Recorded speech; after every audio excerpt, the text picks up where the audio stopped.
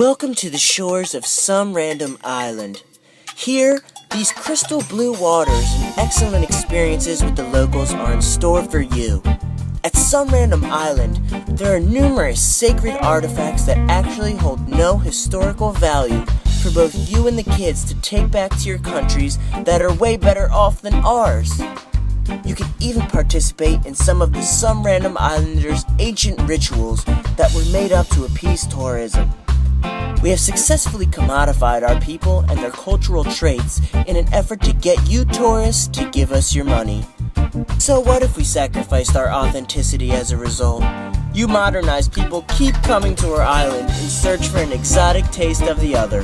Well, look no further. Check us out on our website, somerandomisland.com.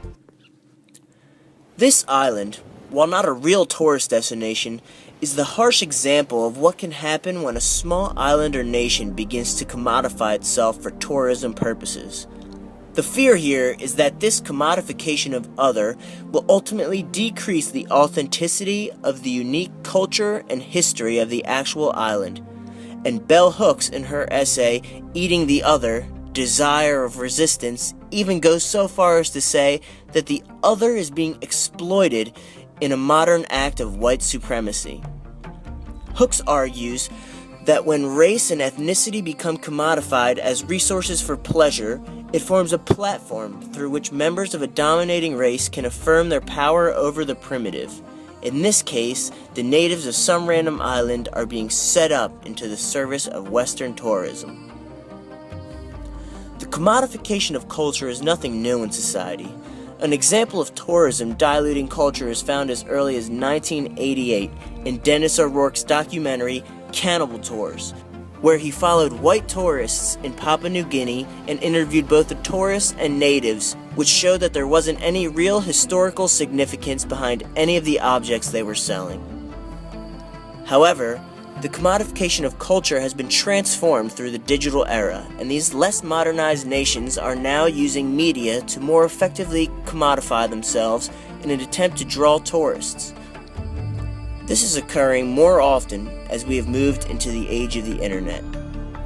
When Googling these nations, the first links that pop up are first, a website essentially dedicated to tourism, followed by reviews from traveling websites, or cruise lines that pass through the country's ports. When further examining these websites, many of them lack any information about the historical background, but contain mostly facts that would appease potential tourists. Roland Barthes touches upon this privation of history in his essay, Myth Today. He claims that since there is this evaporation of history, one must accept an object as having no historical background, to just enjoy it as it is. And thus, we see this acceptance on behalf of the tourists. Despite this lack of any real history, people continue to attend these fake rituals and buy these phony crafts. If we dive even farther into some of these websites, we'll see that they do not even provide a history. Grand Turk is the capital of the Turks and Caicos Islands and is a center for tourism. Notice that the island information page contains no material of the historical background of the Turks and Caicos Islands. There is no mention of the settlement of the island, the abolishment of slavery in 1833, or the importance of cotton as a cash crop in its history. Another example of these websites diluting a nation's culture is found on the homepage for the small island of St. Lucia. Notice anything unusual? The first page that people visiting see consists of only Caucasian tourists. This is despite the fact that 82.5% of people living in St. Lucia are black and less than 3% of people are white. This supports the notion that the aim of this website is, in fact, to draw tourists from their comfy homes in their modernized nations and get them to experience the other. On the activities portion of the website, they have a section labeled Cultural Adventures. This is clear commodification of culture. In exchange for money, a tourist will get an insight into the culture of the island. This conversion of cultural signs into produced objects can be compared to that of the punk subculture that Dick Hebdige addresses in his essay, Subculture. the unnatural break. Hebdige uses the punk subculture in the 1970s as an example of a system that has the capability for economic gain. He mentions that this is accomplished by exploiting the subculture through commodification. While these websites can give off the same sense of manipulation by the islanders and those commodifying themselves, Bell Hooks would argue that this is actually the other way around.